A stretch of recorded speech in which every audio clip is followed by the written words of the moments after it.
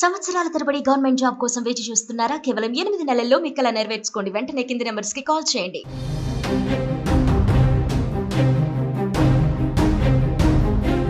తినేందుకు తిండి లేదు, కానీ యుద్ధం కావాలట. దాయాది పాకిస్తాన్ తీరు చూస్తే ఇలాగే అనిపిస్తుంది. దేశ ప్రజల క్షేమం కంటే అర్థం లేని శత్రుత్వాన్ని గుండెల నిండుగా నింపుకొని నిత్యం ద్వేషంతోనే బతికే పాక్ పాలకుల పుణ్యమా అని ఆ దేశస్థులు ఆకలితో హాహాకారాలు చేస్తున్నారు. అయినా యుద్ధానికి సిద్ధమంటూ సంకేతాలు పంపిస్తున్నారు. తాగడానికి కూడా నీళ్లు లేకుండా అక్కడి జనం అల్లాడుతున్నా సరిహద్దులలో కవ్వింపు చేస్తూ నవ్వులు పాలవుతున్నారు.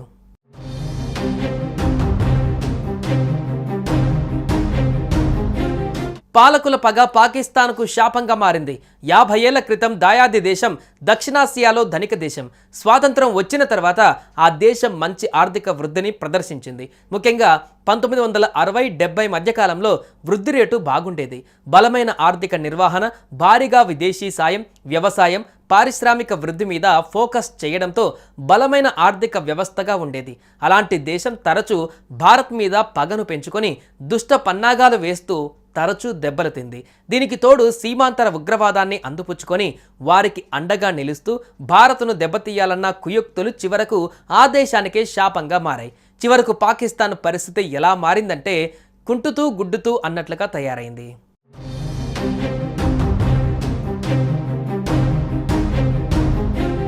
పాలకుల తప్పులు, వారి పగతో దక్షిణాసియాలోనే అత్యంత పేద దేశాలలో ఒకటిగా మారింది పాకిస్తాన్.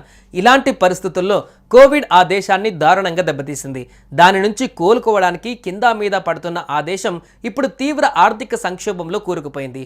చివరకు టీ పొడిని దిగుమతి చేసుకోవడానికి కూడా అప్పు చేయాల్సి వస్తోంది. అందుకే టీ వినియోగాన్ని తగ్గించాలని పాక్ ప్రణాళిక శాఖ ఆ దేశ ప్రజలని అడగటం చూస్తే ఆ దేశ దుస్థితి ఏంటో ప్రపంచానికి అర్థమవుతుంది.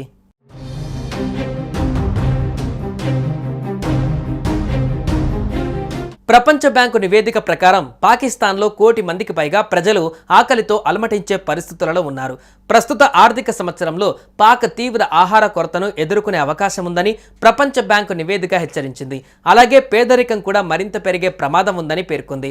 ఇక పాక్లో పంటల ఉత్పత్తిపైన ప్రతికూల ప్రభావం చూపే వాతావరణ పరిస్థితుల కారణంగా బియ్యం, మొక్కజొన్న వంటి ప్రధాన పంటల దిగుబడి భారీగా తగ్గే ప్రమాదం ఉందని ప్రపంచ బ్యాంకు పేర్కొంది. దీని ఫలితంగా గ్రామీణ ప్రాంతాలలో నివసిస్తున్న 1 కోటి మందికి పైగా ప్రజలు తీవ్ర ఆహార సంక్షోభానికి గురై ఆకలితో అలమటించే అవకాశం ఉందని హెచ్చరించింది. జనాభా వృద్ధి రేటు సుమారు 2% ఉండడంతో ప్రస్తుత ఆర్థిక సంవత్సరంలో సుమారు 19 లక్షల మంది ప్రజలు తీవ్ర పేదరికంలోకి జారిపోవచ్చని నివేదిక పేర్కొంది. మహిళలు, యువత కార్మిక విభాగంలో చాలా తక్కువ స్థాయిలో పాల్గొంటున్నారని కూడా నివేదిక వెలుగులోకి తెచ్చింది.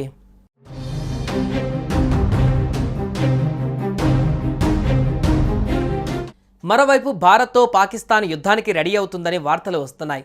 వాస్తవానికి పాక్కు భారత్తో తలపడే స్థితి లేదు. ఆయుధాల దగ్గర నుంచి సైన్యం, క్షిపణిల వరకు అన్నిట్లోనూ పాకిస్తాన్ కంటే భారత్ మెరుగైన స్థితిలోనే ఉంది. ముఖ్యంగా యుద్ధం చేసేంత ఆర్థిక సామర్థ్యం పాక్కు లేదనే చెప్పాలి. పాకిస్తాన్ ఆర్థిక వ్యవస్థ సంక్లిష్టంలో ఉందనేది అక్షర సత్యం.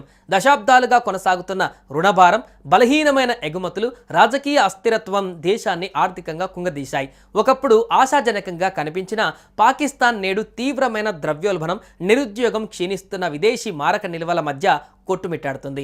ఇటువంటి పరిస్థితులలో యుద్ధం కరెక్టేనా అంటూ ఆ దేశ ప్రజలే ప్రశ్నిస్తున్నారు.